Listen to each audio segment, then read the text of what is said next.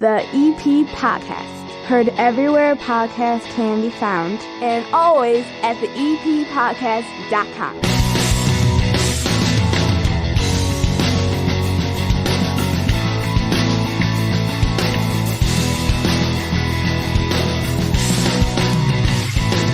Football Friday on the EP Podcast is a Football Thursday with a Thursday night game for the Evergreen Park Mustangs. If you were looking for the regular 30 minutes of good that is the EP Podcast, don't fret. It's there. If you're using a podcast app, it's just the next show. You can get every show anywhere podcasts can be found and always at the EPPodcast.com. Subscribe. That way you don't miss a thing. But it is Football Friday on a Thursday. And sitting here with me right now, the head coach of the 6-2 Evergreen Park Mustang football team. How are you? Very good. Thanks for having me. Jim Ramazinski is here, Coach Ram. First of all, I mean, you walk into this season, you have expectations, you have a goal, you say it every week that you want to go out there and win every game. That you don't sit there and say, oh, we only need this many wins to get in the playoffs. These are games that are winnable. These are games we may not win. You want to win every game. And then after you do that, you want to go into the postseason game by game, week by week, and try to win every game that you possibly can. And the goal in the end is a championship. But when you started this season off, if somebody would have sat there and said you're going to go into your last game of the year 6-2, I think you would have taken it, right?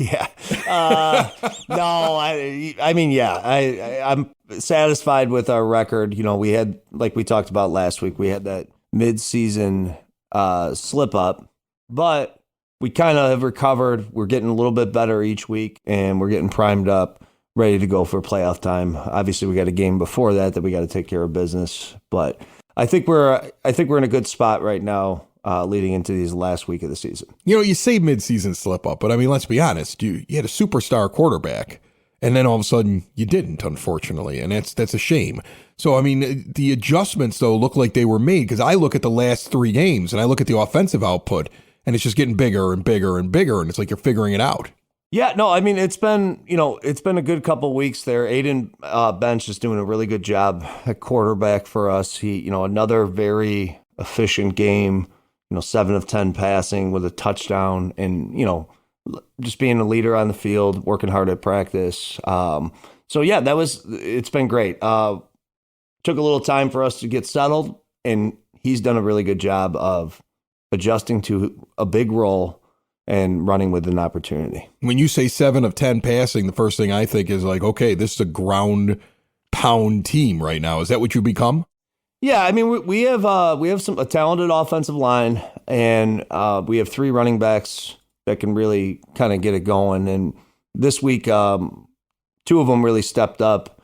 Jed Ajayi again, over 100 yards and a rushing touchdown. David Johnson, 2 rushing touchdowns. David Johnson, who's a junior. I know, we talked about that last week. I like hearing about the guys that are going to be back next year too. I'm a long-term planner. And they're doing great, but like it's like any old saying when you're talking about football, the guys up front again are really doing a good job. They're kind of the catalyst to that running game. Obviously, our running backs, they're making some moves, and they're making guys miss, and they're breaking tackles, and they have big plays, and all 3 of those guys have big play potential. But that first burst is really getting nice, and they're getting nice holes to run through, and that's a credit to our offensive line coach, Jason Fonducci, and they're doing a great job. That's awesome. So let's talk about this Argo game that just happened on homecoming. I would imagine the atmosphere was live. Were there anybody walking around in the Michael Myers outfit, the Jason outfit? Did you get a look at the crowd at any point? Yeah, the theme was pink out, so there's a lot of pink, which was good. The rain kind of held off. It was supposed to be pretty bad. It wasn't too bad. Yeah, you didn't have to do the parade because of the rain, right? No parade. It was raining at those hours, and then to be honest, it kind of stopped leading up to the varsity game. Very rarely was I feeling some real raindrops, but it was a great atmosphere. We had a good game. It was a little bit tighter in the first half. 7-6 it sounds like, or like almost with the half upon you. And you end up winning this thing 33-7, but the first half of it really close. Well, we were moving the ball and then weren't putting it in early on. Defense was playing pretty good. We had a turnover that gave the defense a short field. They scored. They're up 7-6 with 2 minutes left in the first half. But then, we executed a really good 2-minute drill. Aiden Bench really throwing the ball well. Big completion to Keyshawn Lee on that drive. And then Keyshawn caps it off with a touchdown reception. And we go into the half up 13-7. And then the second half, we didn't look back. I mean, we were forcing turnovers. We forced 3 interceptions again this week. That's 3 weeks in a row with 3 interceptions. Lawrence Somerville, a junior, got an interception. Caleb Kaiser, another junior, interception. And then kind of the icing on the cake was Keyshawn Lee getting an interception that he returned for a touchdown in the last 3 minutes of the game. That's awesome. And that's the thing. Over the last couple of weeks, just somebody who sits here with you, does this show, and I'm sure anybody that's been listening to it as well on the EP podcast would picture a team that, one, is going to go out there and run the ball down your throat. 2, very opportunistic on defense. Multi-interception games week after week, it seems like lately. Well, and the reality of it, too, is, those guys who get the interceptions get a lot of credit, but our defensive line has been outstanding all year. Specifically Eddie Antunes, Gerald O'Hare, Genesis Ward, Devin Herrera, guys are playing well and they're stopping the run game.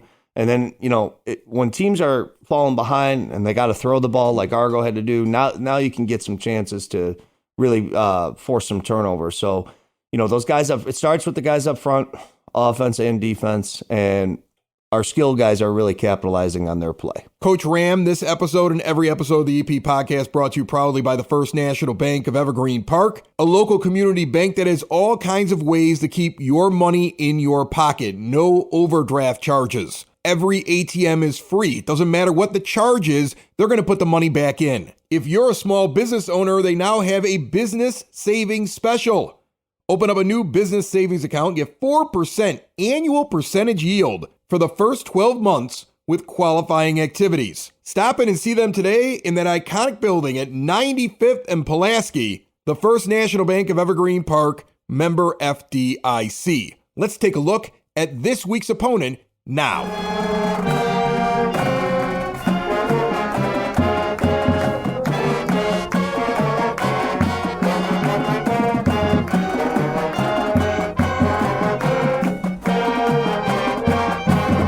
All right, let's get into the last game of the regular season. It's a Thursday night game, not a Friday night game. That's why we're out a little bit early here with the coach this week.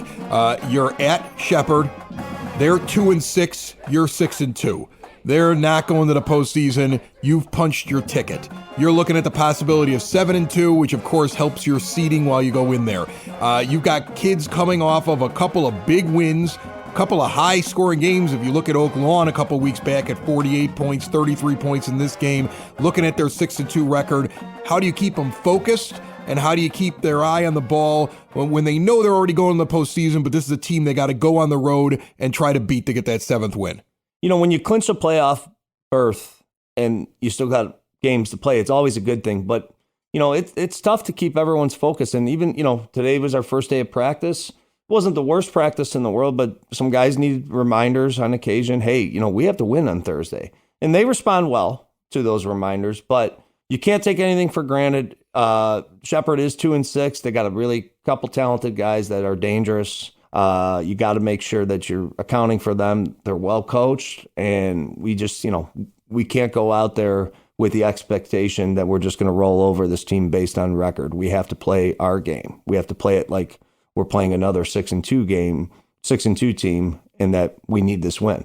So that's the mindset you have to create is can you get the guys to believe that they have to win everything? And it's not easy to do that because it's a long season. I mean, you start summer camp in June.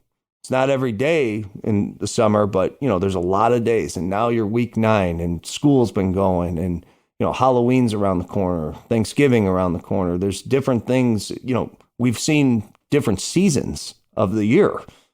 Keeping focus is hard, but our boys have responded well overall, and we're going to continue to push them. Yeah, and you could also kind of point to the fact that, let's be honest, last couple of years, EP has made it into the postseason, but has not gone deep. And it would help your seeding to get that 7th win, right? It might give you a better path. Yeah, I mean, you'll never really know until the draw. I found over the years, you could win that extra game and then you draw somebody that's actually a worse opponent, or harder opponent, I should say. But you want to win every game. So we're not going to go out there and play the game where, if we win, we'll play this team. If we lose, we'll play this team. 7-2 potentially gets you a home playoff game, which would be cool. It's not a guarantee, but you're not going to get one at 6-3. Yeah. 7-2, you may.